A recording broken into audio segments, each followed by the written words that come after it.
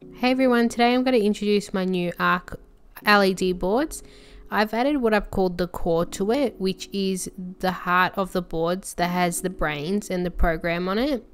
I've made these boards removable from the actual boards that go inside your Game Boy so they can be reusable. The thing I'm trying to push with my boards is to stop electronic waste. So by doing this, if you're done with it being in your Game Boy, you can put it in something else, which I'll show you later. This is the new Game Boy Color ARC board, which is the same as the Game Boy Advance one. I have these cool Yesterday's Tech pocket rocks in here, which make the LEDs look really cool. So it's the same as the GBA one. You just press start and tap A to go through all the color variations. You can also press start and tap up to change the brightness or turn it off, or you can then press up and A at the same time to save the color. So I'm just going to cycle through again to a RGB mode. Because my board uses a buck converter in it, these tend to be noisy with the power supply on the Game Boy Color, which is notorious for being a noisy device. So I've got two capacitors on there which help smooth out this current pull. So now we're at the RGB. I just pressed A and up at the same time. Now when I turn my Game Boy back on, I've got the RGB breathing mode. Now, like I said before, these boards are controlled exactly the same as the Game Boy Advance one, which is here in this device.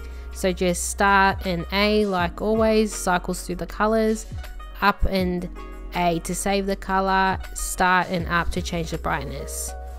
The ARC GBA boards also come with the core now, so you can take it out and reuse it as well.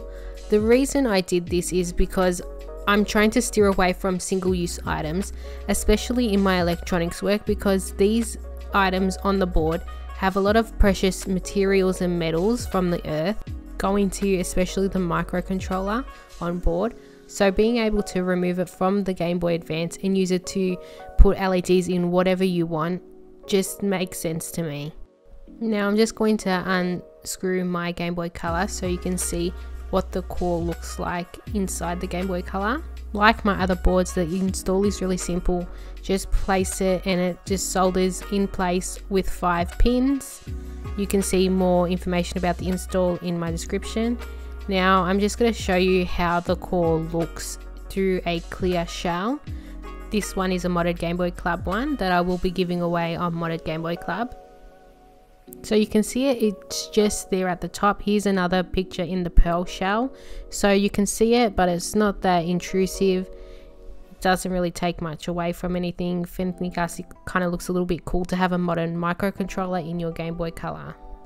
Just shout out to Retro Game Repair Shop for UV printing this cool shell, which once again I will be giving away. So now to the core. I'm just going to remove it and I'll show you how to do so.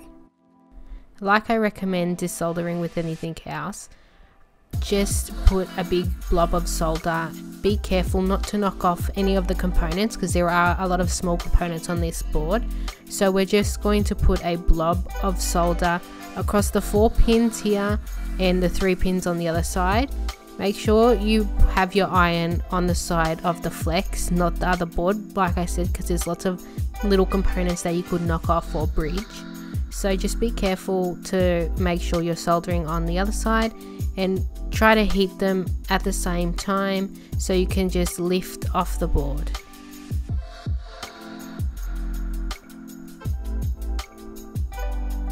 Now we've got the board off, just make sure none of the pins have excess solder bridging them together.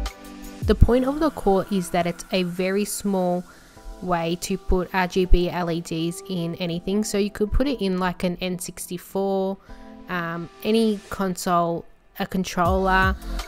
See how small it is compared to this Game Boy Color cart. You can also see how small it is compared to a AA battery. I'm just going to wire up 10, which is the most you can use with this core RGB LEDs using this strip. There will be more information on my website. I will leave a link in the description to the core about all the information on how to use it. My camera cut out halfway through explaining what I'm doing here. So you just need to wire up the data pin and also the voltage and ground.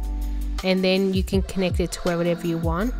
You also need to wire up 3 buttons to each of the pins on the ARC core.